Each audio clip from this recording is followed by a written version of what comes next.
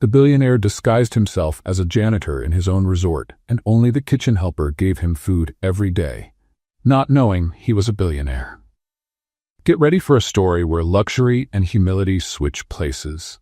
Let's dive into the surprising journey of Beckett and Morgan. If you enjoy light, fun stories full of twists, go ahead and leave your like, and at the end, comment what you thought. Enjoy the story, everyone. Beckett Shaw was one of the richest men in town, and at that exact moment, he was on his knees on the marble lobby floor, scrubbing a stain that wouldn't come out no matter what. The Cliffside Pacific Resort woke up covered in the typical fog of the Monterey coast. Through the glass walls, the ocean looked like a painting in shades of gray and blue. Seagulls circled the building as if they knew that inside there were people too rich to care about them. The first guests were already coming down for breakfast, dragging white robes and expressions of people who paid a fortune to look bored. None of them looked at the man in the navy blue uniform kneeling in the corner. Beckett scrubbed harder. The stain stayed there, motionless, almost mocking him. "Hey, you there?" He looked up. A woman in high heels and huge sunglasses pointed at the floor as if she were indicating an insect. "There's a mark on the floor near the elevator. Can you take care of that?" Beckett opened his mouth to respond, but she had already turned her back and headed toward the restaurant. The sound of her heels echoed through the lobby like small hammers of indifference. He looked at the mark he was cleaning. Then he looked at the mark near the elevator. They were the same distance from him. The woman simply chose to walk all the way around to complain instead of waiting 3 seconds. Fascinating. Beckett Shaw had built that resort from scratch. He had approved every detail of the design, from the curve of the windows to the exact temperature of the pools. He had signed checks, closed deals, and appeared on business magazine covers, smiling next to phrases like the visionary behind the hotel empire. And now he was discovering that no one could wait 3 seconds. The morning continued at that pace. Beckett cleaned, carried, organized, and was ignored with impressive consistency. In 4 hours of work, exactly 0 people asked his name. 3 people asked him to get out of the way. One person almost tripped over him and complained as if Beckett had appeared out of nowhere with the sole purpose of disrupting her walk to the sauna. Around noon, Beckett's stomach started to protest. He hadn't eaten anything since the night before. In the rush to start the experience, he had forgotten basic details like, for example, where temporary employees could have their meals. The manual he had received mentioned something about a cafeteria, but the directions were so vague that he suspected they had been written by someone who had never set foot in the building. The smell from the main kitchen reached him like aromatic torture. Garlic, butter, something grilled that probably cost a janitor's weekly salary. Beckett approached the side entrance, where employees came and went carrying trays. Maybe someone could point him to the cafeteria. Maybe there was a snack machine somewhere. Maybe he could simply exist there for 2 minutes without anyone yelling at him. Hey you! Get out of there!" A man in a white apron and the expression of someone who had swallowed a sour lemon advanced in his direction. "Maintenance staff don't hang around the kitchen area. How many times do I have to repeat that? I was just looking for..." "Doesn't matter what you were looking for. Get back to your section." "But I don't even know where the cafeteria is." The man stopped. He looked at Beckett as if he had just confessed he didn't know how to tie his own shoes. "You don't know where the cafeteria is? I'm new, started today." "And nobody showed you?" "Apparently not." The man let out a sigh that seemed to carry the weight of all the bad decisions he had ever made in his life. "Downstairs, 3rd door on the left after the towel storage, but it closes at 2, so good luck." Beckett looked at his watch. 1:53. He ran. Or at least tried to run. The uniform wasn't exactly designed for speed, and the cleaning cart he was still pushing seemed to have developed its own personality, dedicated to hitting every possible corner. When he finally reached the 3rd door on the left after the towel storage, an employee was pulling a metal gate down. "Wait, there are still 2 minutes left." The employee looked at him with the blank expression of someone who had given up caring a long time ago. "Cafeteria clock runs fast." The gate came all the way down. Beckett stood there, Sweaty, breathless, with his stomach growling loud enough to echo in the empty hallway. He owned 47 restaurants in 12 countries. He had dined with heads of state. Once, he had received a gastronomic excellence award that he didn't even know existed. And he couldn't get a sandwich in his own hotel. There was something poetic about that. Or maybe just pathetic. Beckett was still deciding which option when he heard the noise. The main kitchen was in full dinner chaos. Even though it was still early, the preparation had already begun, and the sound coming from there seemed like a combination of an out-of-tune orchestra with a construction site. Pots clanging, voices shouting, something sizzling on the stove with an intensity that suggested culinary drama in progress. Beckett approached again, this time more cautiously.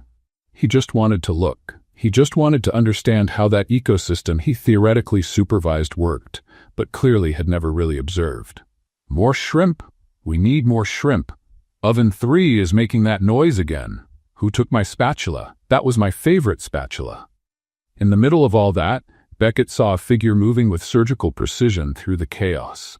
A woman with her hair pulled back, stained apron, and expressions that alternated between absolute concentration and quiet amusement. She was cutting, seasoning, organizing, and still finding time to roll her eyes every time someone shouted something particularly dramatic. It was like watching a ballet in a war zone. "Hey, you again." The same man from before advanced in his direction, this time with a pan in his hand that Beckett sincerely hoped was empty. "I already told you maintenance staff don't hang around here. I was just out. Now." Beckett backed away. The man kept gesturing as if he were shooing away a particularly persistent pigeon. Other kitchen staff didn't even look. It was just another janitor being kicked out. It probably happened 3 times a day. He was almost in the hallway when something slid in his direction across the steel counter. A plate. Simple, discreet, almost invisible in the middle of all that rush. Rice, grilled vegetables, and what appeared to be shredded fish with herbs. Nothing fancy, but assembled with a care that contrasted with the chaos around it. Beckett looked up. The woman from the culinary ballet had her back turned, already involved in another task, but there was something in the angle of her shoulders that suggested awareness. She knew exactly what she had done. "Eat fast before Gerald comes back," she said without turning around. He gets even more unbearable when he realizes he missed a chance to yell at someone. Beckett grabbed the plate. The warmth went through his fingers. "Thank you, Fork on the left side of the counter. Don't take the one on the right, that's Marco's, and he has emotional attachment issues with utensils." She kept working, her hands never stopping, but a minimal smile curved the corner of her mouth.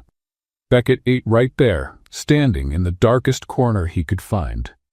The food was simple, but it tasted like salvation. Each forkful was a reminder that he hadn't eaten anything in almost 20 hours and that maybe, just maybe, he should have planned this adventure better. When he finished, the woman had already disappeared into the hurricane of pots and orders. He left the plate in a discreet place and went back to the hallway, still processing what had happened. In a full day of work, one person had looked at him and seen something beyond the uniform. One person had noticed he was hungry. One person had done something about it, without expecting anything in return, without asking who he was or why he deserved help. Beckett leaned against the hallway wall and stayed there for a moment. He had come to the resort to find out what wasn't working, to understand where the problems were that the reports didn't show and the managers didn't mention. He expected to find operational failures, inefficiencies, maybe some financial deviation hidden in confusing spreadsheets. He didn't expect to find kindness where there should be indifference. He didn't expect that the only person to treat him like a human being would be a kitchen helper he had never seen before. Beckett made a decision right there, in the empty hallway that smelled like cleaning product and sea air.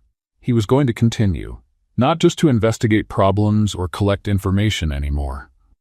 Not just as an exercise in business humility or sociological curiosity anymore.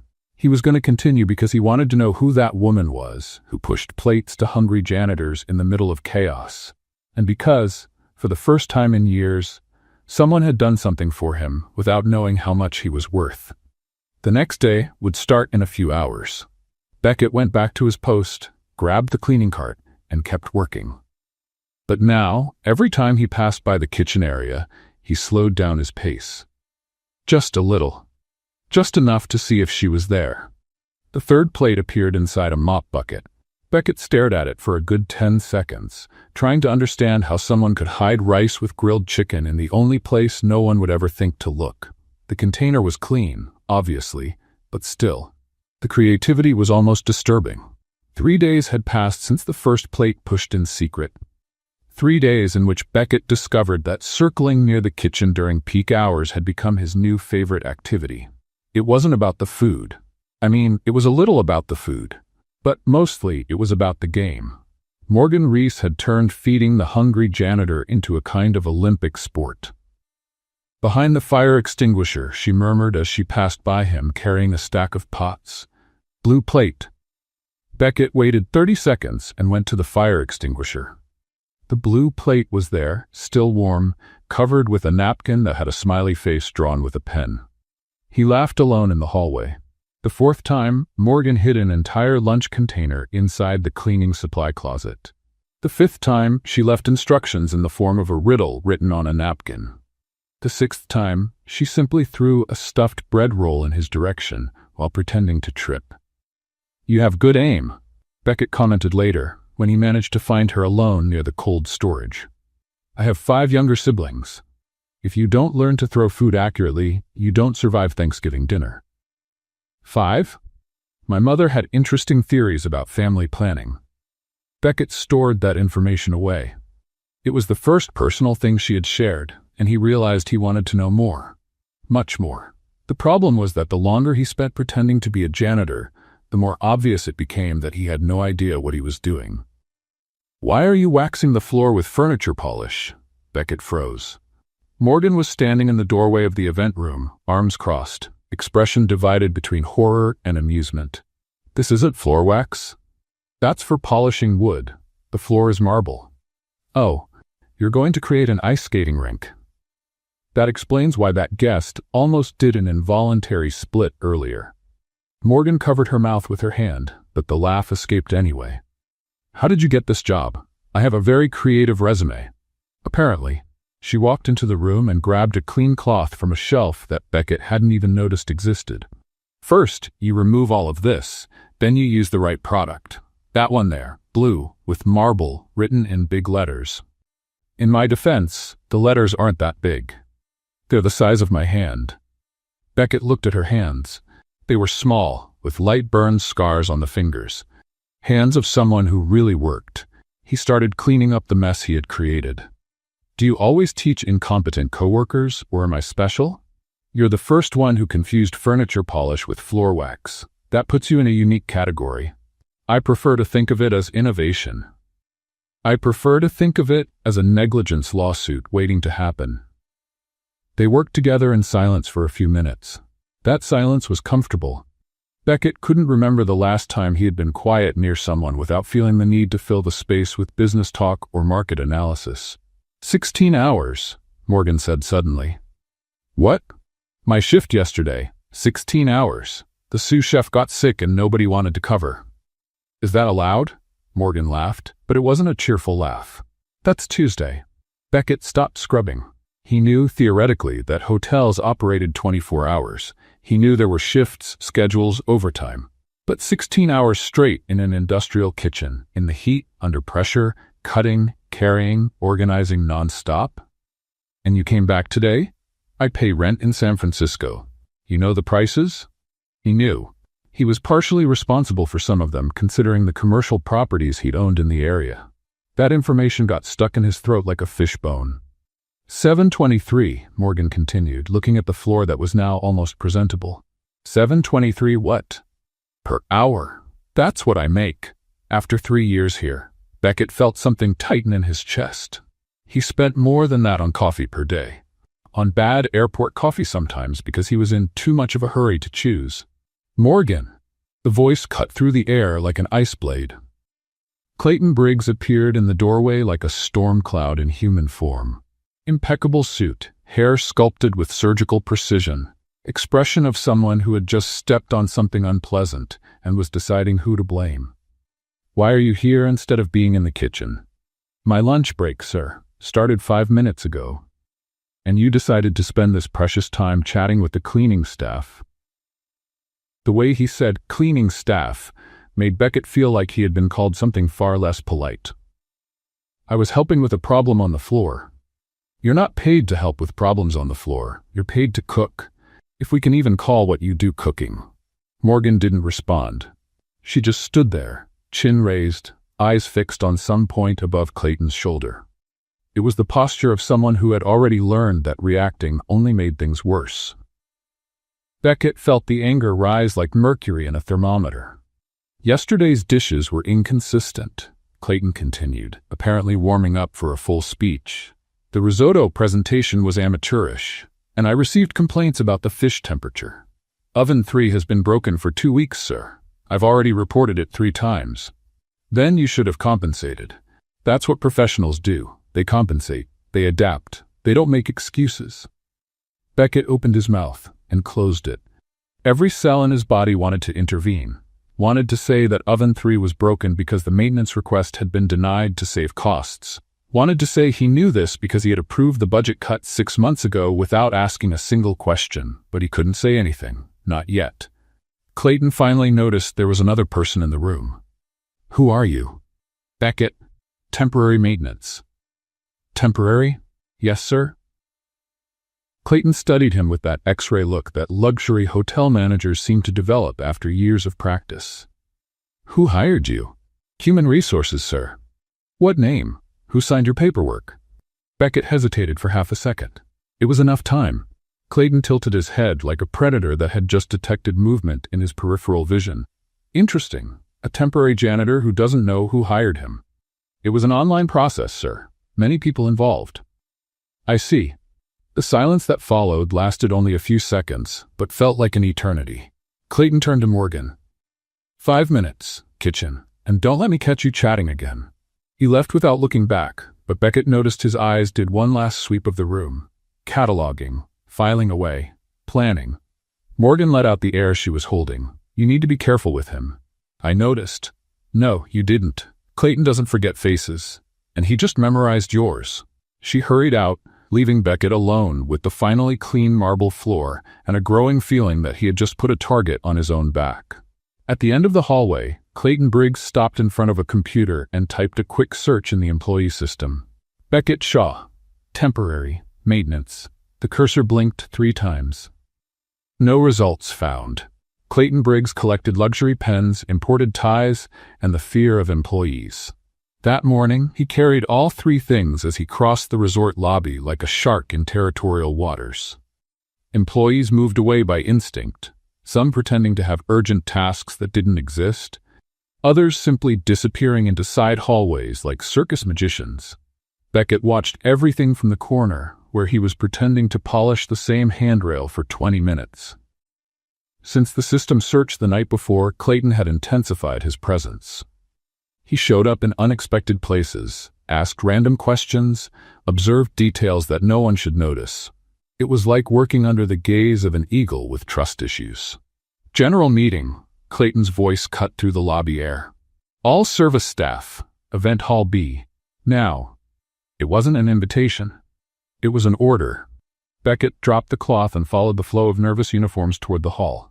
Out of the corner of his eye, he saw Morgan emerge from the kitchen, drying her hands on her apron with an expression that mixed resignation and irritation in equal parts. Their eyes met for half a second. Morgan rolled her eyes in a way that clearly meant, "Here we go again." Beckett had to bite his lip to keep from laughing. Event Hall B was normally reserved for weddings and corporate conferences. Today, it housed 40 employees, squeezed between stacked chairs and folding tables, all with the same expression of people who would rather be anywhere else on the planet. Clayton positioned himself in front like a general about to announce a battle. "Quarterly results," he began without preamble. "Below expectations." A murmur ran through the room. "The board is implementing adjustments, cost cuts, team restructuring." Morgan crossed her arms. Beckett noticed her fingers were squeezed tight enough to leave marks. "Some areas will be particularly affected," Clayton continued, and his eyes made a calculated pause in the direction of the kitchen. Efficiency is the word of the moment. Those who don't adapt will be relocated or let go. Excuse me, Morgan's voice cut through the silence. When you say adapt, what exactly do you mean? Clayton turned to her with the slowness of a snake preparing to strike. It means doing the work without complaining. It means not questioning superior decisions. It means, Miss Reese, not interrupting meetings with unnecessary questions. I just wanted clarity, sir, to adapt properly. The sarcasm was subtle, but present. Beckett saw the corner of a cook's mouth twitch, trying to hold back a laugh. Clayton saw it too. You? He pointed at Beckett, the temporary one. Beckett felt 40 pairs of eyes turn in his direction. Sir? The East Terrace needs immediate cleaning. A guest complained about marks on the glass. The East Terrace is under renovation, sir, surrounded by barriers. And now it's open for inspection. Go. But the gala dinner starts in an hour and the access... Are you questioning a direct order? Beckett swallowed the answer he wanted to give.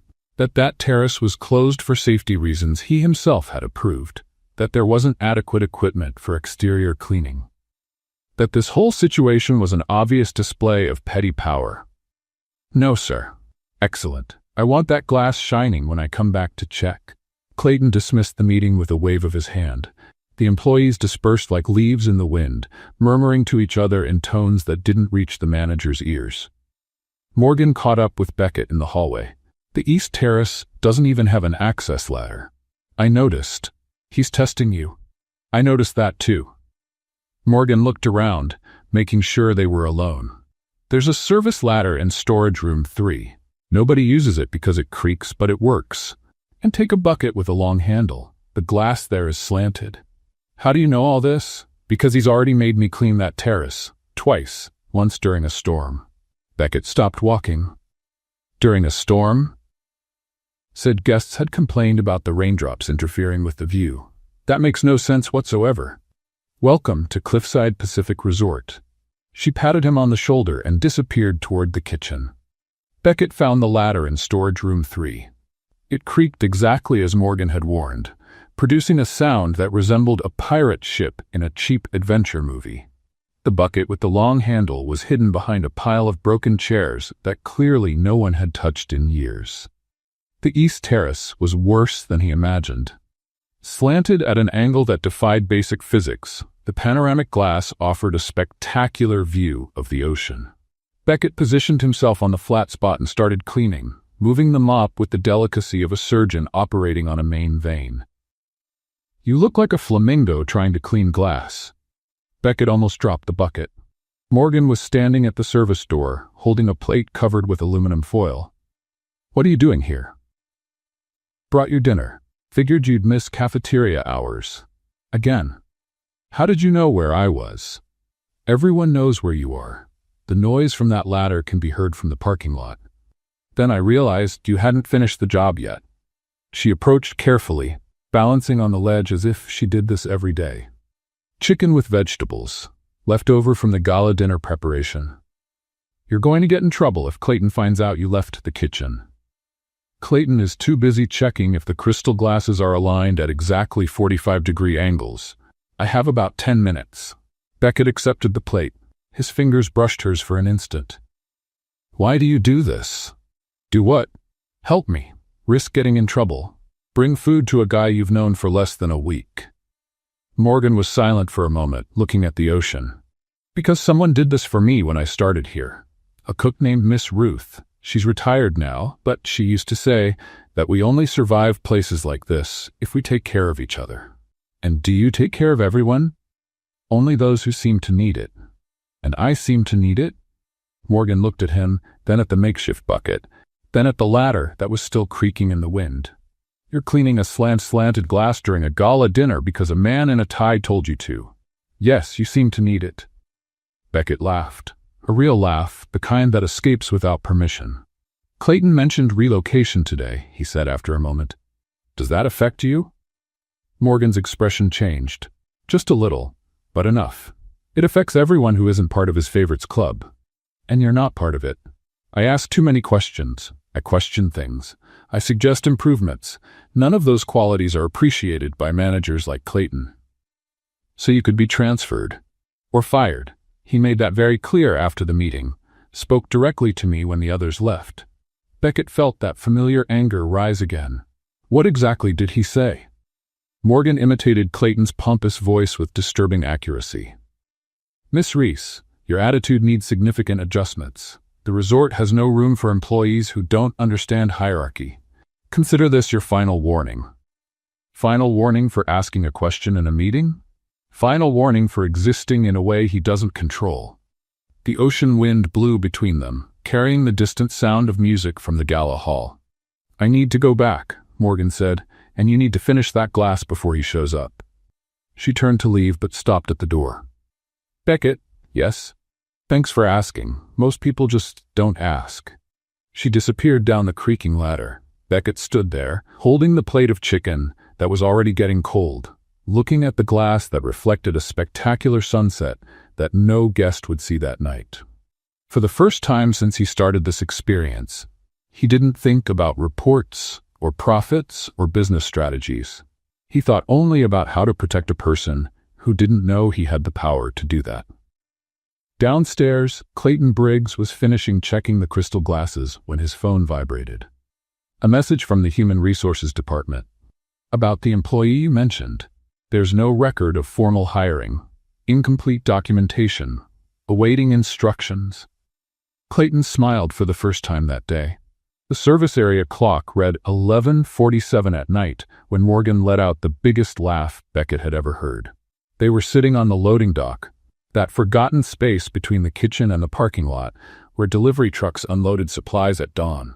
It wasn't pretty, it wasn't comfortable, but it was the only place in the resort where Clayton Briggs never appeared. Wait. Morgan wiped a tear from the corner of her eye. You're telling me you've never fried an egg in your life? I said I tried to fry an egg. Once. The result was different from expected. Different how?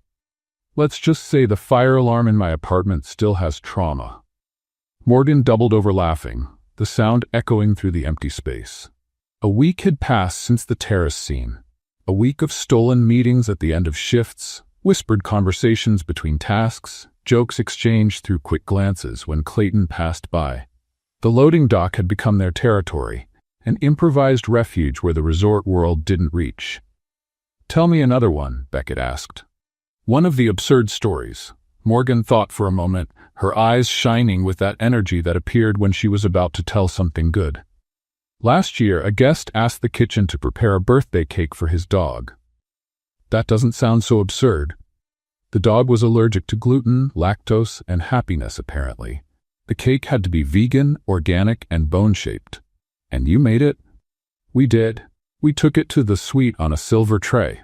The dog looked at the cake, looked at us, and went to sleep on the couch. He didn't even try it, didn't even smell it. The guest was so offended, he demanded we remake the cake in a different shape. Spent 3 days making us redo it. Ball shape, moon shape, the shape of something he called canine essence. What is canine essence in cake form? To this day, I don't know. We made something that looked like a misshapen cloud, and he accepted it. And the dog? Kept ignoring everything. That animal was my hero. Beckett laughed, genuinely, in that way that makes your ribs hurt. Your turn, Morgan said. Tell me something about your life, something real. The question caught Beckett off guard. He had spent days building a carefully edited version of himself. A simple guy from simple origins, with a simple life. I grew up on the East Coast, he said, choosing each word carefully. Small family. Worked in several different places. What kind of places? Offices, mostly. Administrative things. You don't seem like an office guy. What do you mean? Morgan tilted her head, studying him. You observe too much. Office people look at spreadsheets. You look at people. Beckett felt his heart race. She was too perceptive. Maybe I'm just curious. Maybe. Or maybe you're hiding something. The air between them became charged for a second, 2 seconds, 3. Morgan smiled. Relax. Everyone here is hiding something. Marco from the kitchen has a cooking channel on the internet that he swears nobody knows about. Linda from the front desk writes novels in her spare time. I myself have a notebook full of recipes I want to test someday when I have my own kitchen. You want to have your own restaurant? The question came out before Beckett could stop himself. Morgan shrugged, but there was something vulnerable in the gesture. Old dream. It'll probably keep being a dream, but it's good to have something to imagine when Clayton is yelling about the sauce temperature. Why a dream? Why not a plan? Because plans need money, time, and opportunity. I have 16-hour workdays and rent that takes up 80% of my salary. Beckett swallowed the answer he wanted to give. That he could change that. That it would only take a phone call, a signature, a decision. That would destroy everything. Hey, Morgan changed the subject with the agility of someone who had practiced for years. You need to learn to defend yourself against Clayton. Defend myself how? Verbally. You stand there like a statue when he starts yelling. That only makes him more excited. And what should I do? Morgan stood up, assuming a pompous posture that imitated Clayton with frightening accuracy. Mr. Janitor, she deepened her voice. Why isn't this hallway shining? Beckett joined the game. Because the wax is still drying, sir. No, Morgan broke character. That way you're justifying yourself. Clayton doesn't want justifications. He wants submission or resistance. Choose one. And doesn't resistance make things worse? It gets worse for those who don't know how to do it. Look, the technique is like this. She went back to Clayton's pose. Mr. Janitor, why isn't this hallway shining? Beckett cleared his throat and tried again. The hallway will be shining in 15 minutes, sir. Would you like me to prioritize another area in the meantime? Morgan's eyes widened. That, you answered without justifying yourself and threw the decision back at him. Clayton hates having to decide small things. He'll leave just to avoid having to answer. You've developed a whole science about this. 3 years of battlefield teach you a lot. They laughed together, the sound mixing with the distant noise of the waves. For a moment, Morgan was silent, looking at Beckett in a different way. Softer. The air between them changed again, but this time there was no tension. There was something else. Something that made Beckett's stomach turn in a way he hadn't felt in years. She opened her mouth to say something. Her radio exploded in static. Morgan, kitchen. Now, the voice was Gerald's, the supervisor who had kicked Beckett out on the first day. Morgan closed her eyes for a second, took a deep breath, and went back to professional mode. Duty calls? What happened? I don't know, but from the tone, it's not good. They ran back to the main building. The kitchen was in chaos when they arrived, but a different chaos from the usual. People were standing still, not working.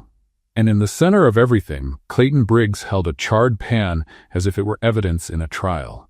Who is responsible for this station? His voice cut through the air. Silence. I asked who was responsible. I was covering that station. Morgan stepped forward. But I left an hour ago at the end of my shift. So you left the stove on when you left? No, sir. I turned everything off. I checked twice. And yet the pan burned. By itself, magically. Someone must have turned it on after I left. Clayton smiled. That cold smile that Beckett was starting to recognize. Interesting. So you're accusing your coworkers? I'm not accusing anyone. I'm saying I turned off the stove. Your word against physical evidence, Clayton raised the pan. And physical evidence says you were negligent. Beckett watched everything from the corner of the kitchen. He saw the eyes of one of the cooks look away. He saw the guilt cross that face for a second before disappearing. Someone had used that station after Morgan.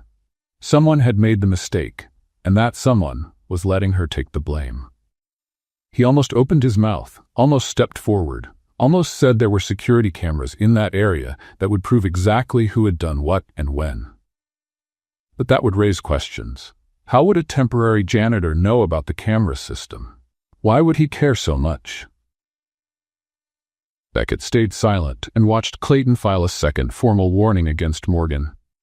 When it was all over, when the kitchen emptied and the lights dimmed, Beckett stood in the empty hallway. Morgan passed by him without stopping, her eyes red but dry. Hey, he called out. She didn't look back. Not tonight, Beckett. Please. The women's locker room door closed with a soft click. Beckett leaned against the wall and stayed there, in the dark, listening to the sound of his own silence. He could have prevented that, could have defended her, could have exposed the truth, and he did nothing. The weight of that choice was different from any business decision he had ever made. There were no numbers to justify it, no spreadsheets to analyze, no consultants to blame. There was only him, his lie, and a woman who deserved better than that. That night, Beckett didn't sleep. And somewhere in the resort, a cook named Marcus was deleting a text message that said, "Thanks for not giving me up. I owe you one." The recipient was Clayton Briggs. Beckett Shaw made the call at 3 in the morning, locked in the men's locker room bathroom. "I need you to access the resort's human resources system," he whispered into the phone. Now. On the other end of the line, his executive assistant, Diana, took exactly 2 seconds to fully wake up. "Mr. Shaw, it's 3 in the morning. I know what time it is. You said you didn't want any contact during this experience. I changed my mind. I need you to find a warning filed yesterday against an employee named Morgan Reese, and I need that warning to disappear." Silence on the line. "Disappear how, sir?" Like it never existed. System error. Administrative failure. Anything. That's irregular. "Diana, in 12 years have you ever seen me ask for something irregular?" "No, sir." "Then do it." He hung up before she could ask more questions. The next morning, Morgan arrived at work, expecting the worst. The second warning meant a meeting with human resources, possible suspension, maybe termination. She had spent the whole night rehearsing arguments, preparing defenses, trying to find some way to prove she hadn't left the stove on.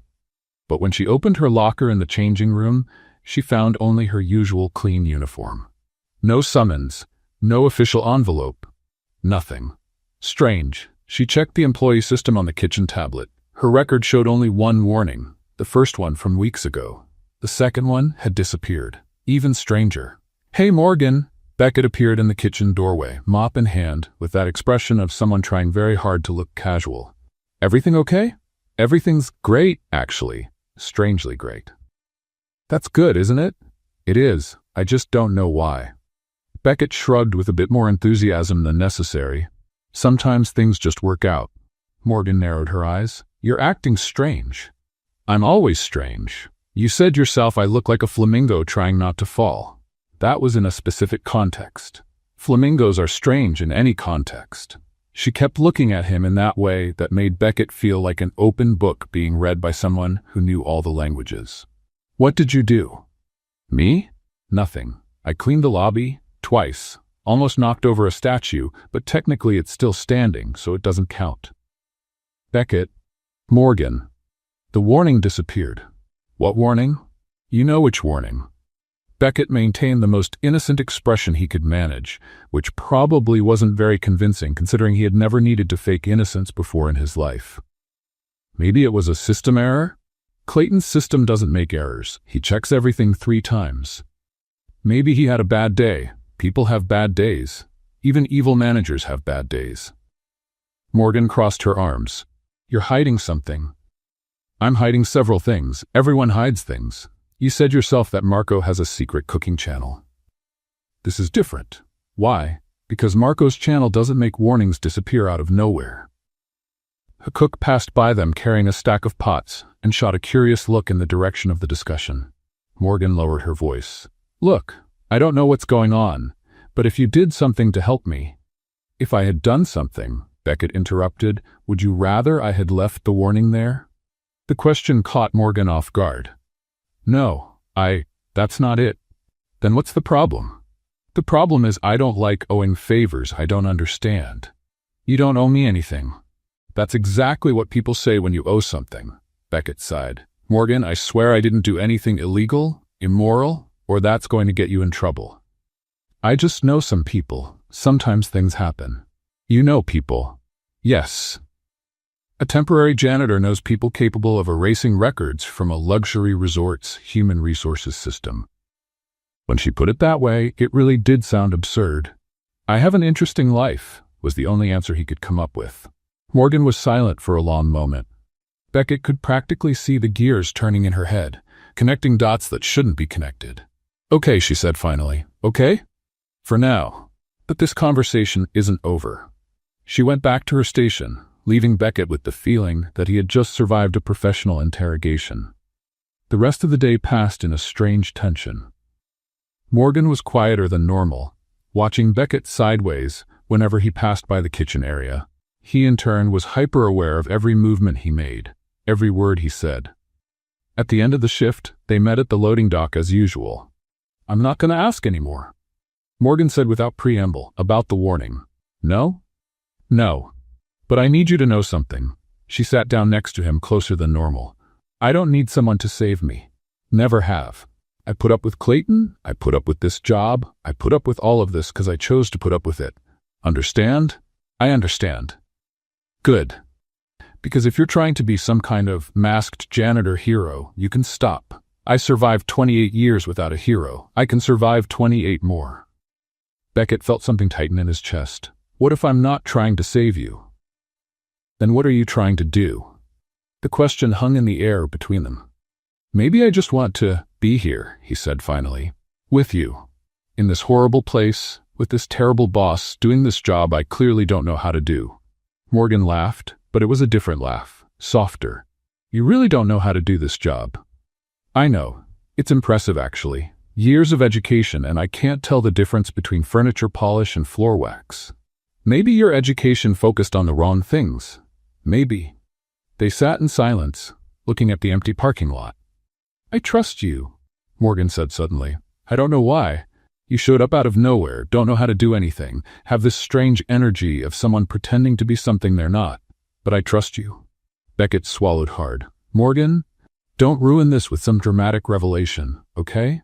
Just accept it. He accepted it, because there was no other option, because the truth would destroy everything. Meanwhile, in the administrative office on the 3rd floor, Clayton Briggs was working overtime. The computer screen glowed on his face as he searched through records, histories, any information he could find about the mysterious janitor who had appeared out of nowhere. Beckett Shaw's file was suspiciously empty. No previous employment history, no verifiable references, nothing but a name and a social security number. Clayton typed the number into a different database. One he shouldn't have access to, but that a distant cousin in the immigration department had kindly shared. The results appeared, and Clayton Briggs leaned forward, his eyes slowly widening. Well, he murmured to the empty screen. This explains a lot. On the screen, a corporate photo showed a man in a suit at a gala event, smiling next to senators and celebrities, the same face as the janitor cleaning his hallways. Morgan was teaching Beckett how to cut onions without crying, and he was failing miserably. You're holding the knife like it's a sword, she said, trying not to laugh. It's a vegetable, not a dragon. In my defense, this vegetable is chemically attacking me. Tears were streaming down Beckett's face in amounts that seemed humanly impossible. He could barely see the cutting board, let alone the onion he was massacring into irregular pieces. Breathe through your mouth, Morgan instructed, and stop blinking so much. How do I stop blinking? Blinking is involuntary. Clearly it's not involuntary enough because you're doing it every half second. It was late at night, the kitchen was empty, and they had managed to steal an hour from the real world. Morgan had decided that if Beckett was going to keep showing up hungry, he should at least learn basic culinary survival. So far, the basics were winning. Done. Beckett stepped back from the board, wiping his face with the sleeve of his uniform. I cut it. Morgan looked at the scattered onion pieces. This looks like a crime. Culinary crime? Crime against nature. That onion had a family. You're cruel. I'm honest. There's a difference. She took the knife from his hands and, in a matter of seconds, turned what was left of the onion into perfect, uniform cubes. How do you do that so fast? Practice, and years without a social life. Beckett laughed, but there was something in the answer that made him pay attention. Without a social life, why? Morgan shrugged, her eyes focused on the board. Work. 16-hour shifts don't leave much time for romantic dinners or birthday parties. My last real friendship was with a plant that because I forgot to water it. You killed a plant through neglect? It was a cactus, supposedly indestructible. I proved the scientists wrong. That's almost impressive. Thanks. I have hidden talents. They worked in silence for a few minutes, Morgan preparing ingredients for a recipe she wanted to test, Beckett watching her every movement with an attention he could no longer disguise. 2 weeks had passed since the warning that disappeared.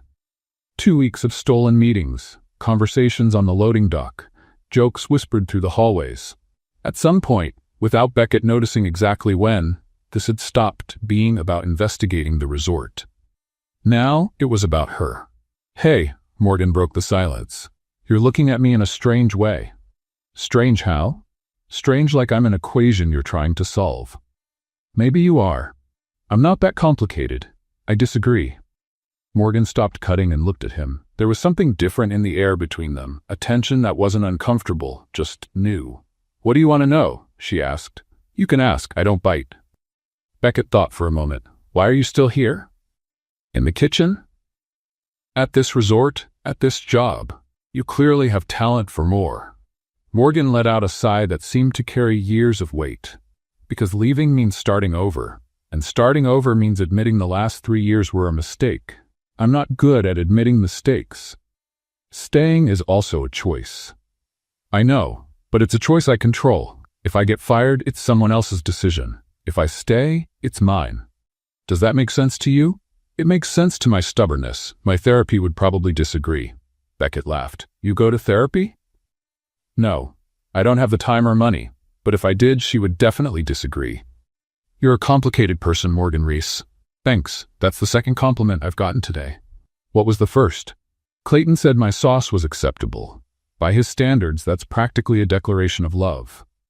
They laughed together, and Beckett felt that tightness in his chest again, that feeling that something important was happening, something he couldn't control, and it terrified him. Can I tell you something? He said before he could stop himself. You can. I'm not who you think I am. Morgan tilted her head. And who do you think I think you are? A temporary janitor with no past and no interesting future. And who are you really? Beckett opened his mouth. The kitchen door burst open. Clayton Briggs entered as if he owned the place, which, technically, he thought he did. Working late, Miss Reese? Morgan didn't flinch.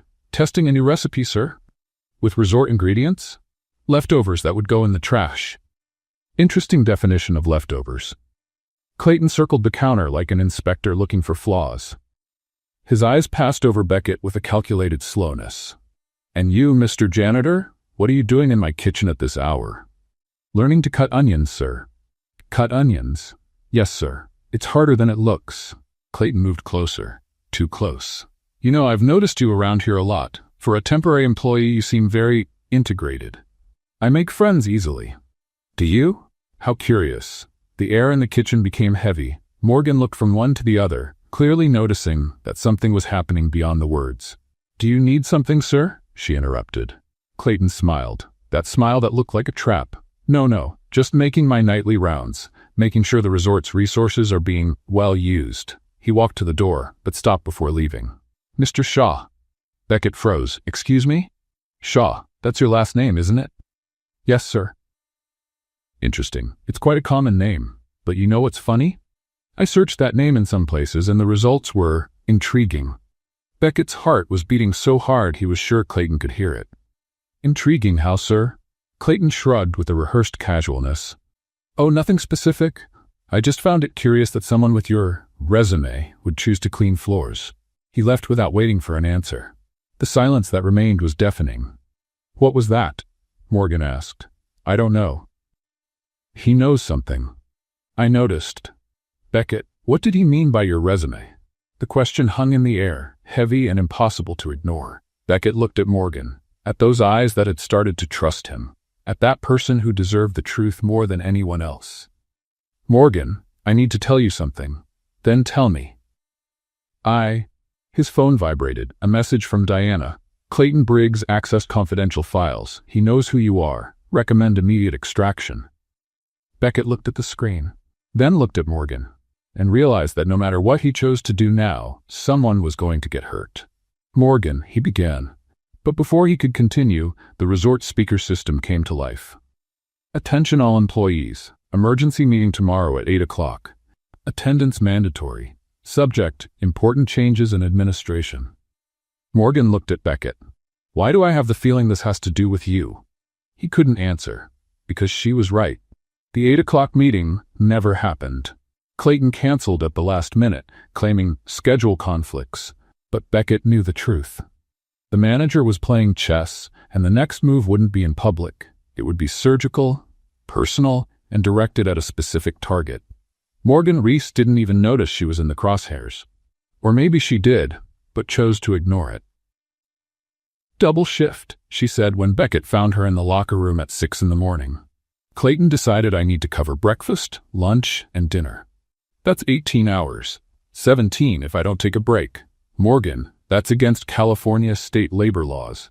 She stopped tying her apron and looked at him. "How do you know about California labor laws?" Beckett swallowed hard. "I read, sometimes, random things. Janitors who read about labor legislation in their spare time. It's a hobby. It's a strange hobby. I'm a strange person. You've already established that."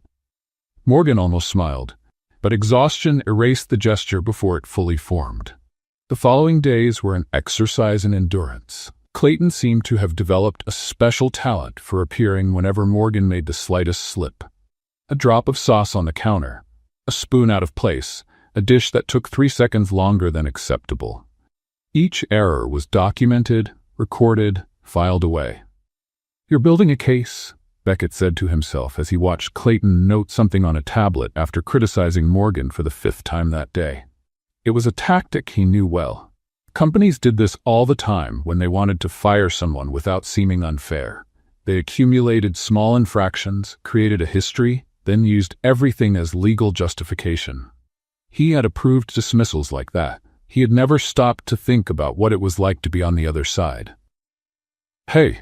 Morgan appeared next to him in the hallway, carrying a stack of pots that seemed to weigh more than she did. "You've got that look again." "What look?" "The look of someone planning something complicated." "I'm not planning anything." "Liar." She kept walking before he could respond.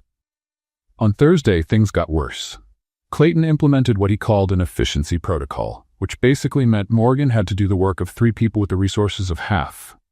"The vegetable cutter broke," she reported during the team meeting. "Use a knife," Clayton responded, without looking at her. "Cutting vegetables for 200 portions with a manual knife will triple the prep time." "Then work faster." "Sir, I'm saying that physically." "Miss Reese, I heard your complaint. My answer is, adapt. That's what professionals do." Morgan clenched her fists at her sides, but said nothing. Beckett saw her shoulders drop almost imperceptibly. The spark he had learned to recognize, that stubborn energy that appeared even on the worst days, was getting dimmer. During lunch break, he found her sitting alone on the loading dock, staring at nothing. "Brought water," he offered a bottle. "Thanks." Silence. "You can report him, you know," Beckett said after a moment. "There's a human resources department. There's legislation. There's reality," Morgan interrupted. "And in reality, employees like me don't win against managers like him. We complain, we get labeled as troublemakers, we get fired for cultural incompatibility, and we leave without a reference and without severance. That's not right. Right and real are different things." Beckett felt the anger rise again. That familiar anger that appeared every time he saw the system working exactly as it was designed to work, crushing those at the bottom to protect those at the top. "What if you had help?" he asked. "Real help. From someone with the power to change things." Morgan looked at him with an expression he couldn't decipher. "Are you talking about yourself?" "I'm speaking. Hypothetically." "Hypothetically," she repeated. "A temporary janitor with the power to change things." Forget it. It was a silly question. It really was. But there was something in her look that said she hadn't forgotten anything. On Friday, the confrontation happened. Morgan was in the middle of dinner prep when Clayton entered the kitchen with a tablet in his hand and that predatory smile that Beckett had learned to fear. "Miss Reese," a moment. The entire kitchen fell silent. Pots stopped clanging. Conversations died. Everyone knew what was coming. "I reviewed your performance history from the last few weeks," Clayton began, voice loud enough for everyone to hear. "And the results are concerning." "Sir, I'm in the middle of..." "You're in the middle of your shift, which means you're on my time. And on my time, you're going to listen." Morgan put down the knife. Her eyes met Beckett's for a second. He was standing in the doorway, unable to move. Delays, waste of ingredients, complaints from supervisors. A formal warning that mysteriously disappeared, but that I recreated based on testimonies. "That's not..." "Don't interrupt me. I'm documenting a pattern of inappropriate behavior. A pattern that, if it continues, will result in immediate termination." Morgan's face was red, but her voice came out steady. Mr. Briggs, with all due respect, this pattern you're describing is fabricated. I did everything you asked, worked all the extra shifts, covered all the coworkers who didn't show up. If that's inappropriate, then the problem isn't me." The silence that followed was absolute. Clayton leaned forward, voice low but penetrating. "Are you accusing me of something, Miss Reese?" "I'm stating facts, Mr. Briggs."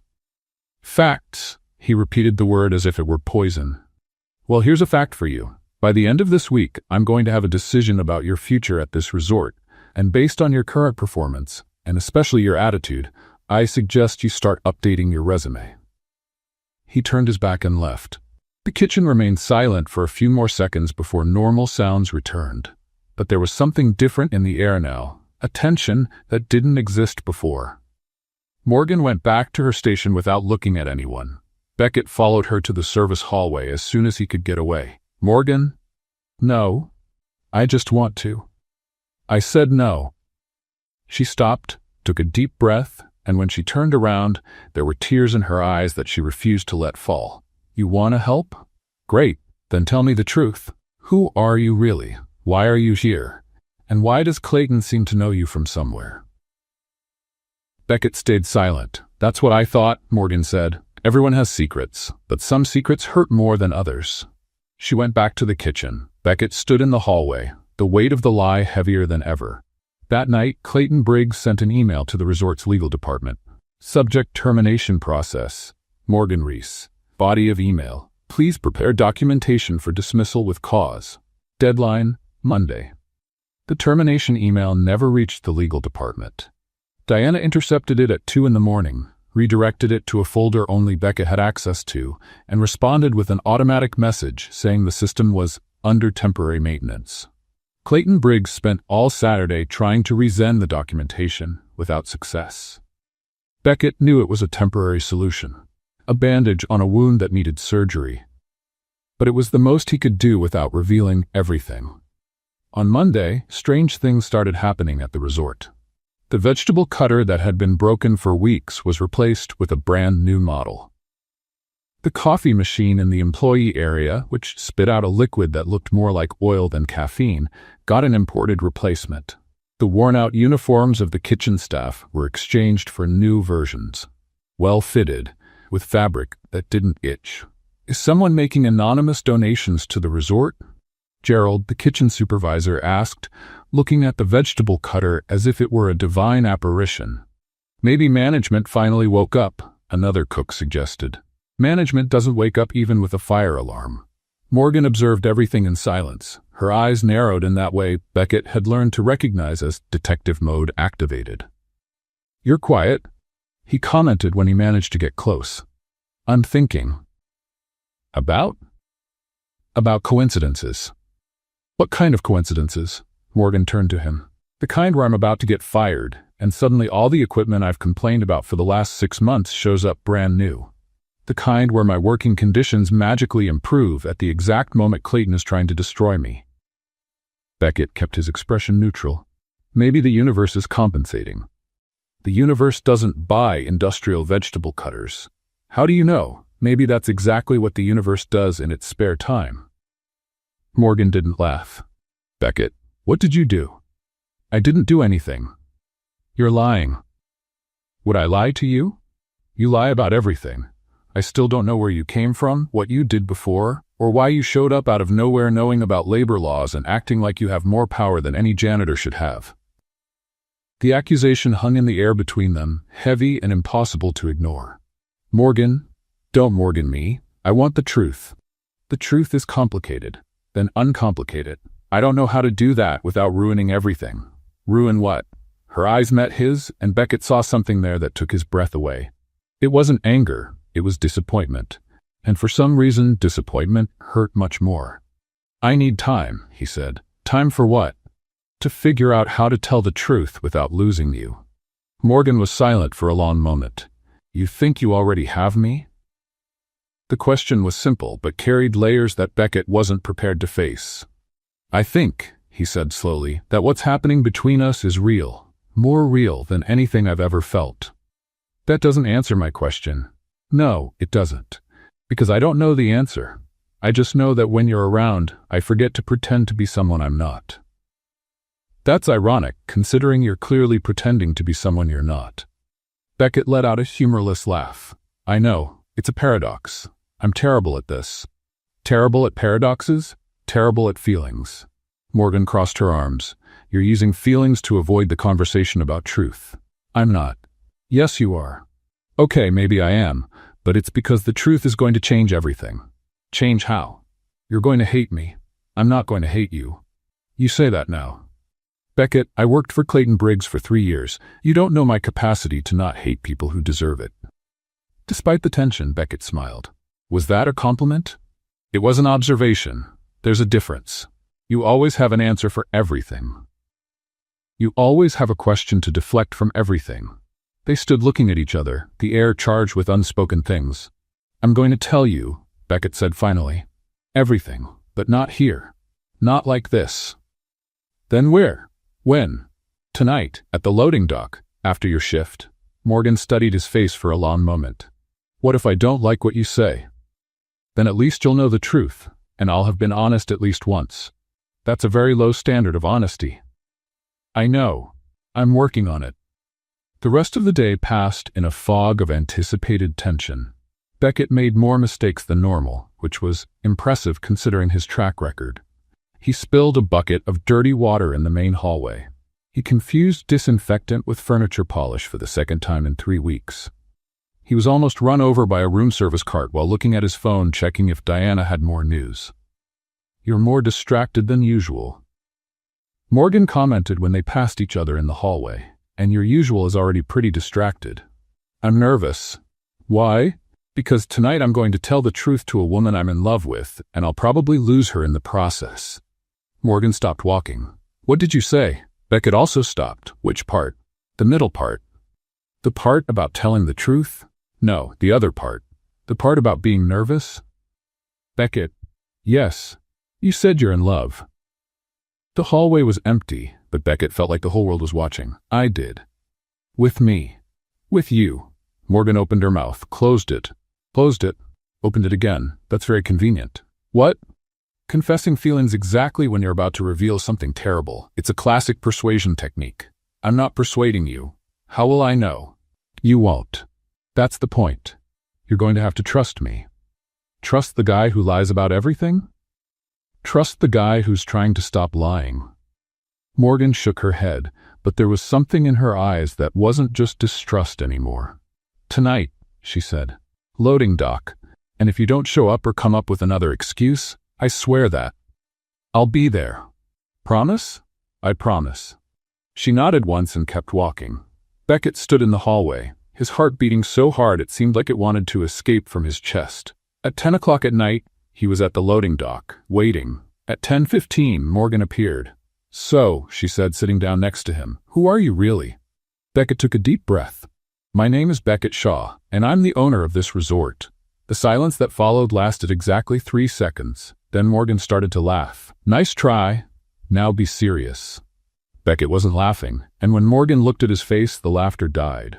Morgan didn't blink for almost 30 seconds. Beckett counted.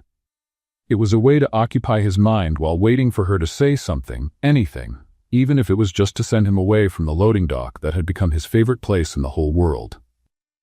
You're telling me, she finally spoke, her voice carefully controlled, that I spent 3 weeks hiding food in mop buckets to feed a billionaire. Technically, yes. A billionaire who owns the place where I work. Also technically correct. A billionaire I taught to tell the difference between furniture polish and floor wax. That was a very useful lesson. Morgan got up from the crate where she was sitting. I'm leaving. Morgan, wait, no, I need to process this, away from you. She walked to the door but stopped before leaving. How long were you going to let this continue? I don't know. You don't know. I didn't have a plan. I came here to understand what was wrong with the resort, and then you showed up, and everything got complicated. Complicated. Morgan repeated the word as if it were acid in her mouth. You know what's complicated? Working 16 hours a day for $7.23 an hour. That's complicated. Being harassed by a manager who wants to destroy me. That's complicated. Finding out that the only person who seemed to understand me in this place is the owner pretending to be poor? That's not complicated. That's cruelty. I never wanted to. I don't care what you wanted. I care about what you did. She left without looking back. Beckett was alone on the loading dock, the sound of distant waves his only company. The next 3 days were the longest of his life. Morgan no longer appeared in the places where they used to meet. She didn't look at him when they passed in the hallways. She didn't respond to attempts at conversation, which consisted of Beckett saying, "Morgan," and her continuing to walk as if he didn't exist. "You did something," Gerald commented on Tuesday, looking at Beckett with suspicion. "Morgan is different." Different how? Sad different and angry different at the same time. It's scary. "I didn't do anything." "Liar. Everyone saw you two. We thought it was romance. Apparently it was drama. It's complicated. It always is."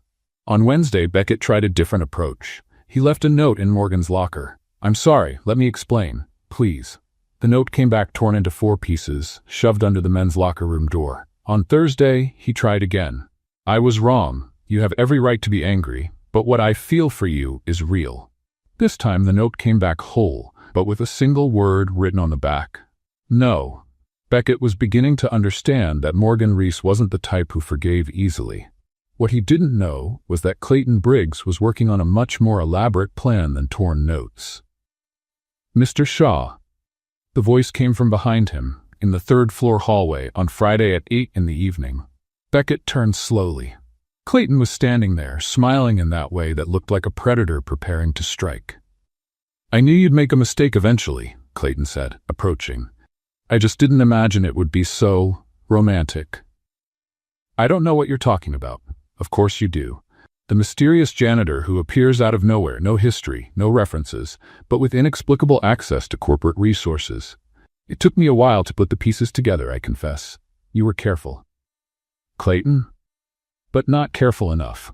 You know what gave me the final clue? The new equipment. No division manager approves equipment replacement in a week. It takes months, sometimes years, but for the resort owner, it's just a phone call." Beckett said nothing. "And there's more," Clayton continued, clearly enjoying the moment. "The warning that disappeared. The termination email that never reached its destination. Small interferences that only someone with real power could make." "What do you want?" Clayton pretended to think.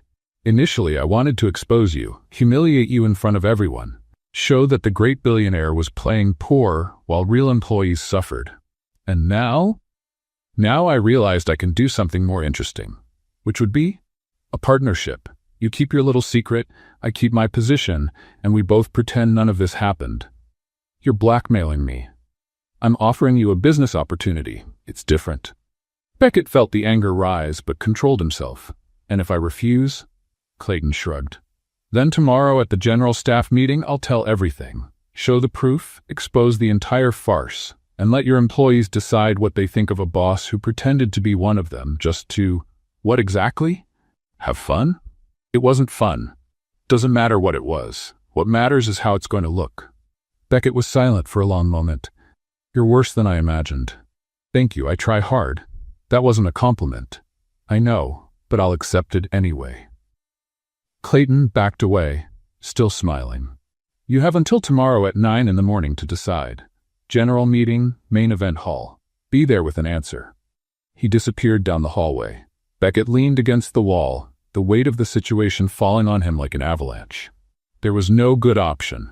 If he accepted the blackmail, Clayton would continue being the same abusive manager as always, now protected by dangerous knowledge. If he refused, the truth would come out in the worst possible way, told by the worst possible person, and Morgan would find out that he had not only lied, but had been exposed by a man she despised. Beckett grabbed his phone and dialed Diana. "I need you to do something."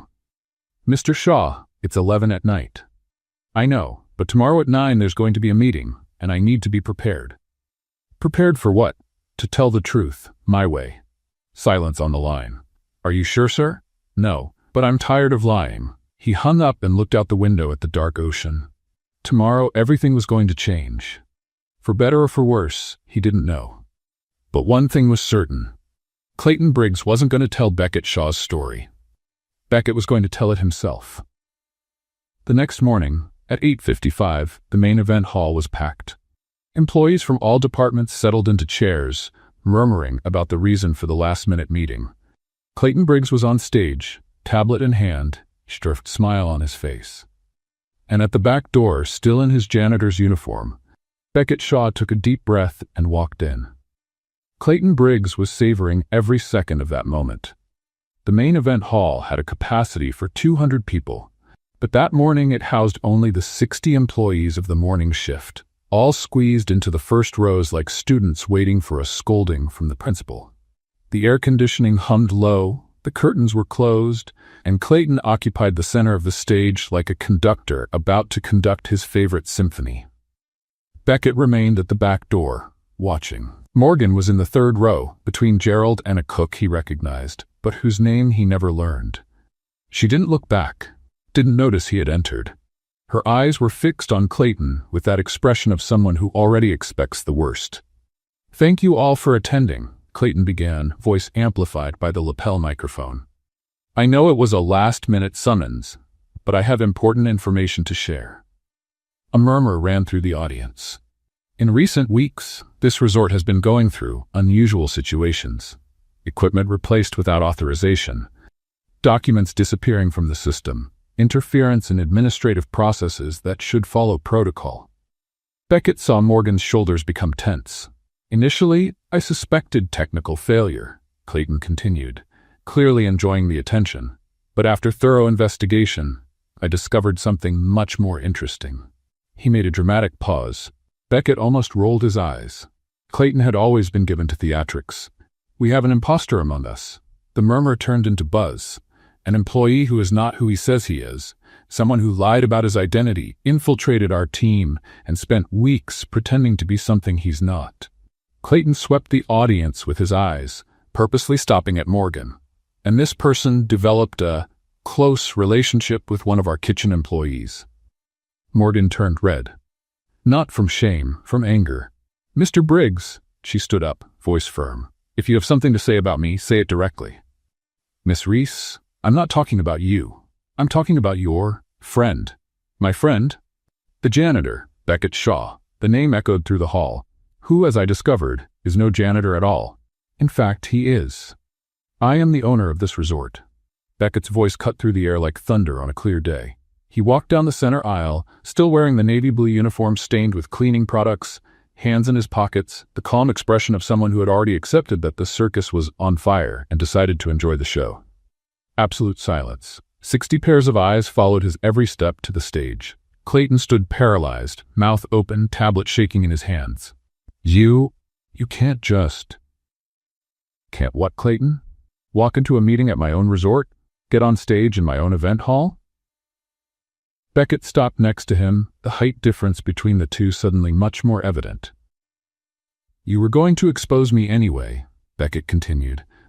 "So I thought it was more honest for me to do it personally." This is completely irregular," Clayton stammered. "Irregular was you spending 3 weeks harassing an exemplary employee because she had the courage to ask questions in meetings." The murmur returned, this time directed at Clayton. "Irregular was you falsifying warnings, manipulating schedules, and creating such a hostile work environment that talented people prefer to stay silent rather than risk their jobs. I have documentation of everything." Clayton raised the tablet like a shield. "Reports, records, proof that your interference compromised administrative protocols." "You're right," Beckett admitted. "I interfered. I used my position to protect someone who was being wronged. And if that's irregular, then maybe the regulations need to change." He turned to the audience. "My name is Beckett Shaw. I'm the founder and owner of Cliffside Pacific Resort. 3 weeks ago, I decided to work here as a temporary employee because I wanted to understand what reports and spreadsheets don't show." Pause. "And what I discovered shames me." Beckett looked at the faces in the audience. People he had never seen before, people whose names he didn't know. People who made the resort function every day while he signed checks in air-conditioned offices. "I discovered that you work impossible hours for insufficient wages, that broken equipment goes months without replacement, that suggestions for improvement are ignored and anyone who dares to complain is punished. Silence. I discovered that I created a place where people are treated as disposable.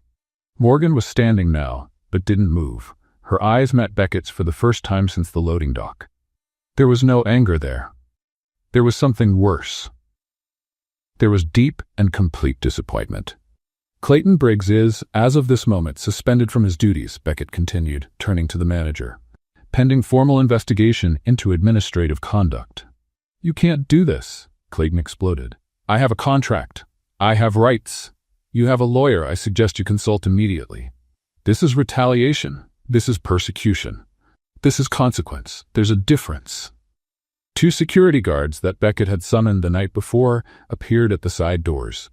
Please escort Mr. Briggs to his office so he can collect his personal belongings. Clayton looked around, seeking support, finding only averted faces and awkward silence.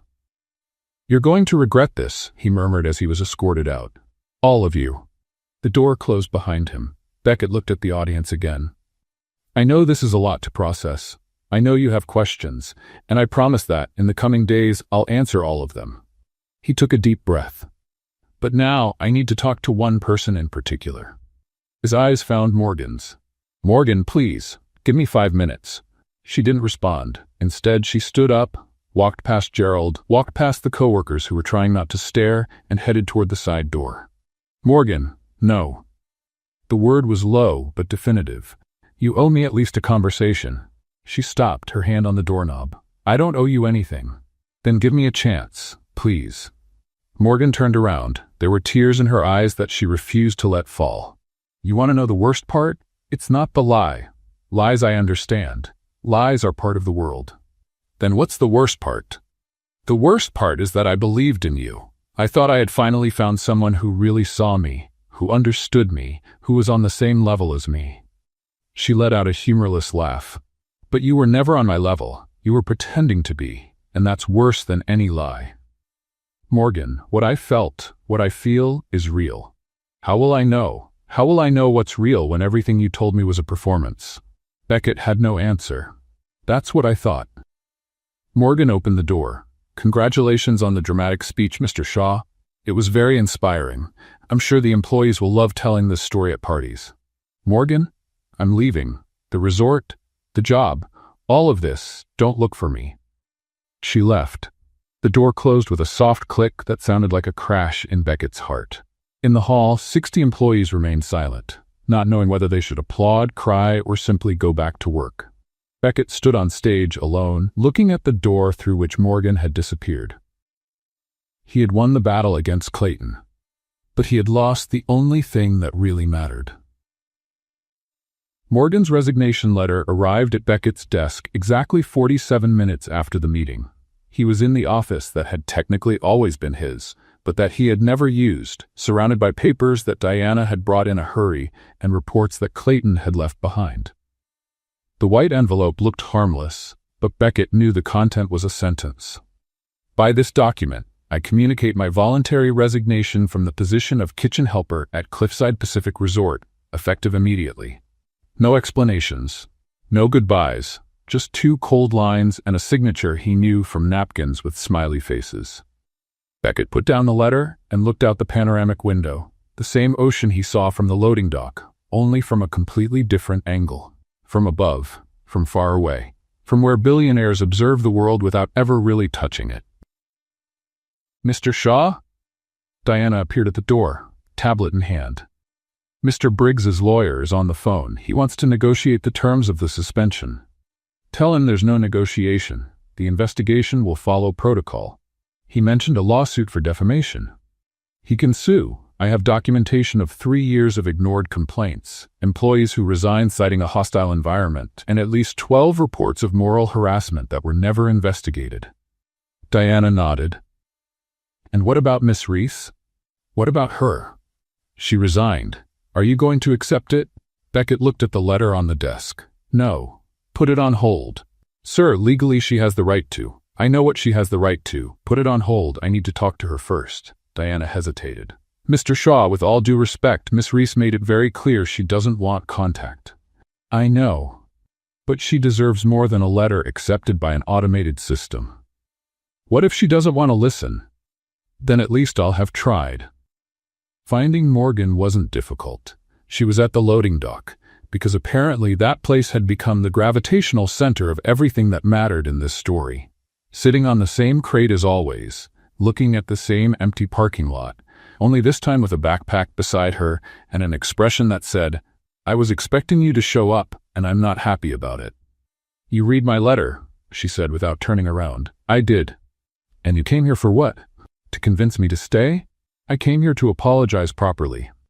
Morgan finally looked at him. "You already apologized, on stage, in front of 60 people. It was very dramatic. That was an explanation. It wasn't an apology. What's the difference?" Beckett sat on the crate next to her, keeping enough distance to respect her space, close enough so she would know he wasn't going to run away. "The difference is that an explanation is about context.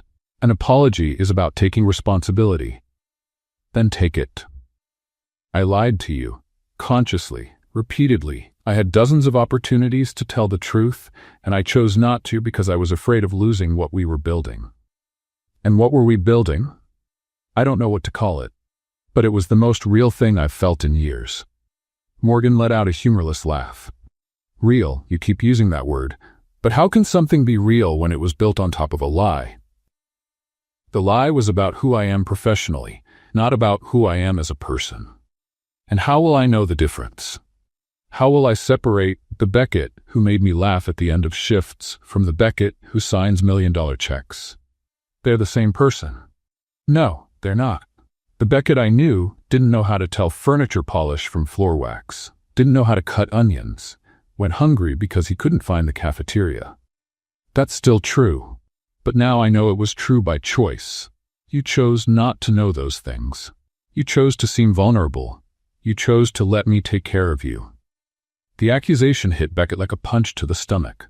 "You think I pretended to need help? I don't know anymore what you pretended and what was real. The hunger was real.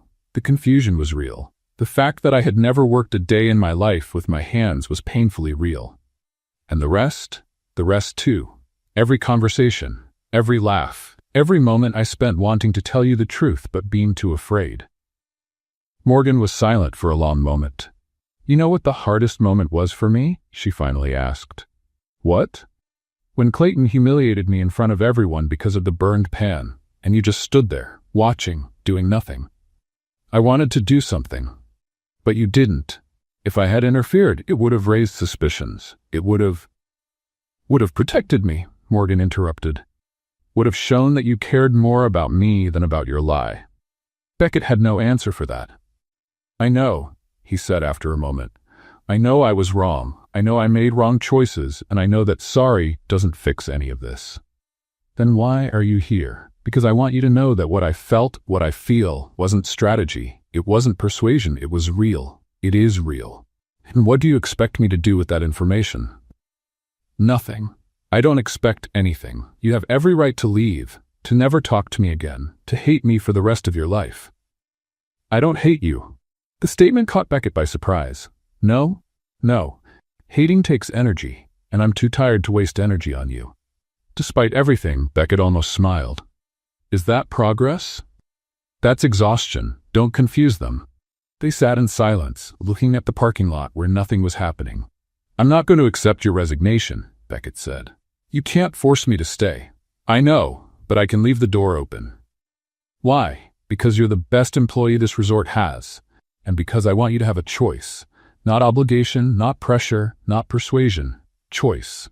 Morgan looked at him. "What if I choose to leave? Then I'll respect it. But you'll leave knowing you had the option to stay." "And you? Are you going to stay waiting for me like an abandoned dog?" "I'm going to keep trying to be a better person. If you're around to see it, great. If not, at least I'll know I tried." Morgan stood up, grabbing her backpack. "I need time." "How much time?" "I don't know. Enough time to figure out if I can forgive you." "What if you find out you can't?" Morgan stopped at the door. "Then at least I'll have tried." She left without looking back. Beckett stayed at the loading dock, alone, looking at the place where she had been sitting. It wasn't a yes. It wasn't a promise. It wasn't a guarantee of anything, but it also wasn't a no. and for now that was enough. Or at least that's what he told himself as the afternoon fog began to cover the empty parking lot. 3 weeks later, an envelope appeared on Beckett's desk. It wasn't a resignation letter. It was a dinner invitation, written on a napkin, with a smiley face in the corner. The napkin said, "Loading dock, 8 o'clock. Bring your own dinner because I'm not going to feed you for free anymore." Beckett read that message at least 40 times in the following 3 hours. He analyzed every word, every comma, every line of the smiley face in the corner. He consulted Diana about possible interpretations. Diana suggested he stop freaking out and just show up at the agreed time. At 7:55, he was at the loading dock with a paper bag containing 2 sandwiches he had made himself. They were ugly, they probably weren't edible, but they were his. Morgan arrived at 8 o'clock sharp, still in her kitchen uniform. "You came," she said. "Did you doubt it? I thought you'd send an assistant in your place, or a helicopter, or something absurdly rich. I brought sandwiches." Morgan looked at the bag with suspicion. "You made sandwiches?" "I tried to make sandwiches. What's the difference?" "The difference is that one of them may or may not contain eggshell because I don't know how to peel a hard-boiled egg properly."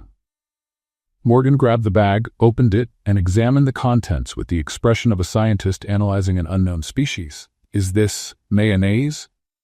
"It was supposed to be." "Why is it green?" "I added herbs to make it look gourmet." "What kind of herbs?" "I don't know. They were green. They were in the cabinet."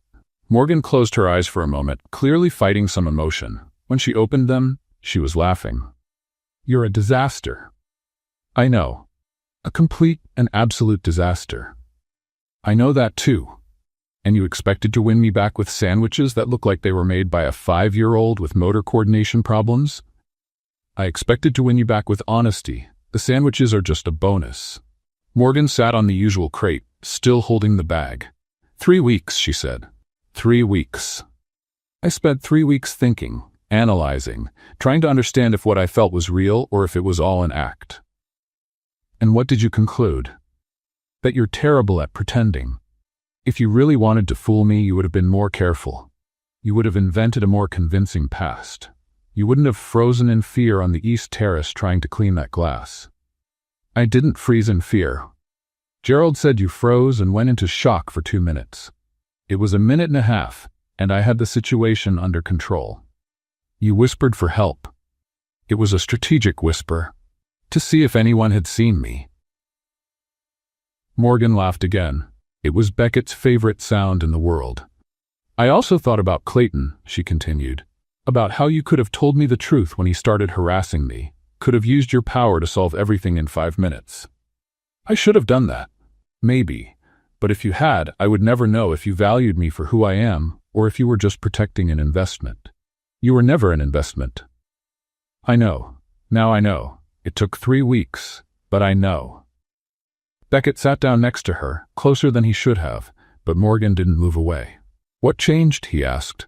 I saw the changes at the resort. In the last 21 days, Cliffside Pacific had gone through a silent but profound transformation. Salaries were revised upward. Schedules were adjusted to respect labor laws. Broken equipment was replaced. An anonymous reporting channel was created. And Clayton Briggs had been officially terminated after an investigation that revealed years of inappropriate conduct. Those changes would have happened anyway, Beckett said. They were necessary. But you made a point of implementing them personally, spent weeks talking to employees, listening to complaints, taking down suggestions. How do you know that? Gerald told me, and Linda from the front desk, and Marco from the kitchen, and basically everyone you interviewed in the last 3 weeks. I was trying to better understand the business. You were trying to prove you changed. Beckett didn't deny it, and did it work? Morgan looked at him for a long moment. I haven't completely forgiven you. It'll probably take time, maybe a lot of time. I can wait. But I'm willing to try, start over, see if we can build something real this time. Real like what? Real like no lies, no disguises, no you pretending to be something you're not. What if I still don't know exactly what I am? Then we'll figure it out together. Beckett felt something warm spread through his chest. It wasn't relief, it was hope. I have a proposal, he said. What kind of proposal? The resort needs a new executive chef, someone with vision, talent, and the ability to lead a team. Morgan narrowed her eyes. Are you offering me a job? I'm offering you an opportunity. The position was open based on merit, not favoritism. You would have to go through the normal selection process. What if I don't want it? Then I respect your decision and we keep eating horrible sandwiches at the loading dock. What if I do want it? Then you compete for the position like any other candidate. And if you win because you deserve it. Not because you're dating the owner. Morgan was silent for a moment. Dating? Beckett realized what he had said. You said dating. It was a generic term. Dating is not a generic term. It can be, in some contexts. In what context is dating generic? In the context where I'm an emotional disaster trying not to ruin the only good moment I've had in weeks. Morgan smiled. A real smile, the kind that lit up her whole face. You really are terrible at this. I know, but I'm trying to get better. And do you think we can make this work? A billionaire and a kitchen helper. Former kitchen helper, possibly future executive chef.